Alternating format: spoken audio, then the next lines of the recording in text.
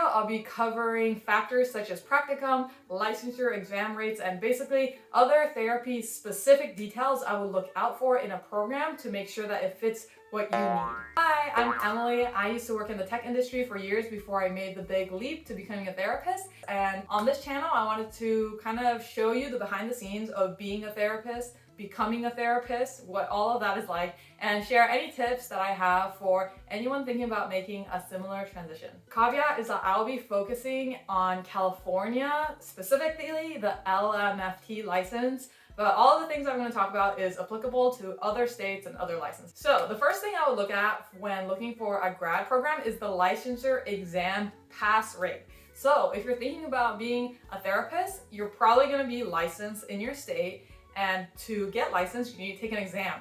And at least for California, it's public what the exam pass rate is by school. So I'll share the link below. It basically shows you all the California schools and the pass rate. Obviously, or not obviously, I don't think it matters if your school is like a top 5 or a top 3. I think it just matters that it's good enough. Like, make sure it's well above 50%, because if only 50% of your classmates are passing the exam, there's probably something systemic about the program that isn't helping you pass the exam. So I would watch out for that. Something else I would be thinking about when looking at grad programs is practicum. So practicum is the clinical hours that you are required to complete during your master's program.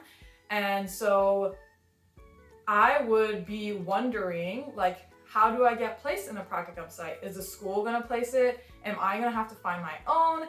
Does the school have connections with specific clinics? Do students have a hard time finding a practicum site?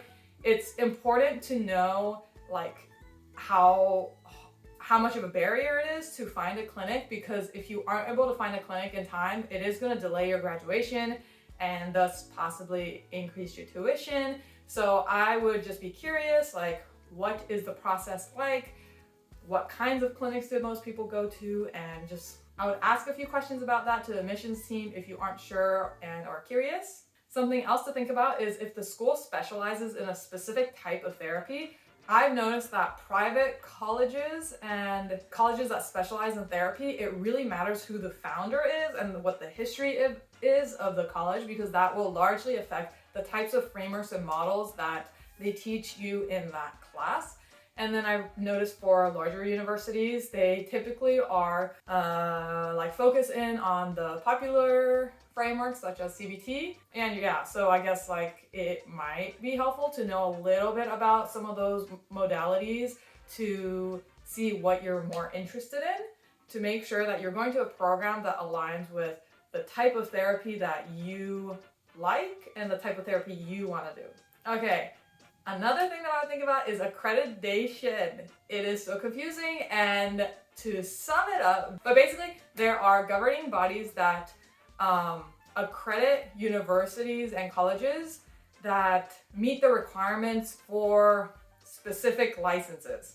So what this means is if your college is accredited by these 2 organizations, then you don't need to worry if your classes are gonna count towards your license. So to get your license, it's required that you take a handful of classes, but the classes have to meet the requirements for that license. So if I take a human development class that's not accredited or that is not approved by this organization, it might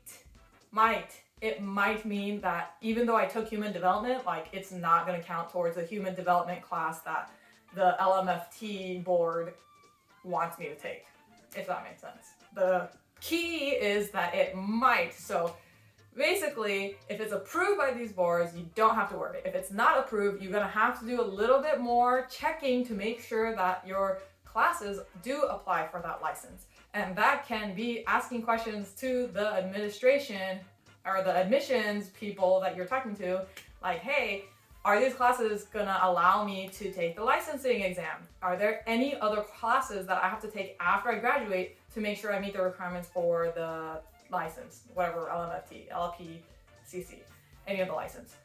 Key question, because you don't want to be spending a lot of money on some of these programs spend time, couple years, all the money, and then realize that none of the classes that you took count towards the license. So my school was not accredited by these two organizations, but all of my classes count towards the license. So that is just an example of how it doesn't have to be approved by the org, but it kind of just makes it a little easier because you don't have to do any more further research to make sure that it is what the board wants.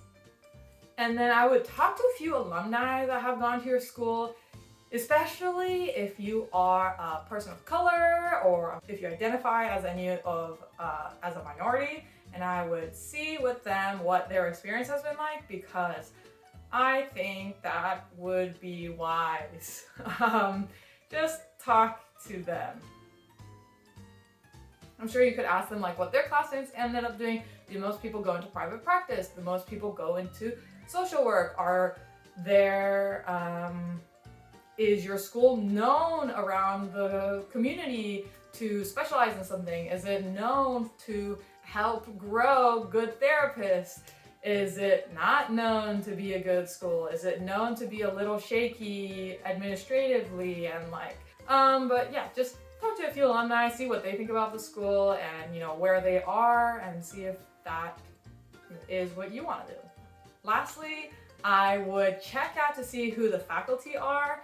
I would read their description, where they focus on, what do they specialize in, because that will impact you because they're the ones teaching your classes. I would look at if there's a good ratio of full-time versus part-time / adjunct, because typically if there are more full-time professors, it means that they get paid well, they're treated well, they care more, and thus that shows in the classroom. I would also look at demographic, are these the faculty do they look like you? Do they sound like you? Or do you think you're going to be aligned with the things that they're going to be sharing? Obviously there's no perfect program, but here are some of the things that I would dig into to really see what the program is like. Because there's marketing, there's all these pictures that we can see, the things that administration can sell us on, but I think some of these questions really get to the core of what is essential to finding a program that takes you on the right path to licensure and that works with what you want to do. So that's it for today. Hopefully that was helpful. Let me know in the comments. I read all of them and I comment on all of them. So I'll see you later. Bye.